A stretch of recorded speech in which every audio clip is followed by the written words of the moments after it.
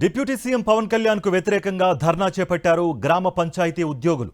తమ సమస్యలపై స్పందించాలంటూ అనంతపురం జిల్లా కలెక్టరేట్ ముందు గ్రామ పంచాయతీ ఎంప్లాయీస్ వర్కర్స్ యూనియన్ ఆధ్వర్యంలో నిరసన చేపట్టారు. పవన్ కళ్యాణ్ న్యాయం చేయాలంటూ ధ్వజమెత్తారు. ఉద్యోగ భద్రత కల్పించడంతో పాటు 24,000 రూపాయల వేతనం ఇవ్వాలంటూ డిమాండ్ చేశారు.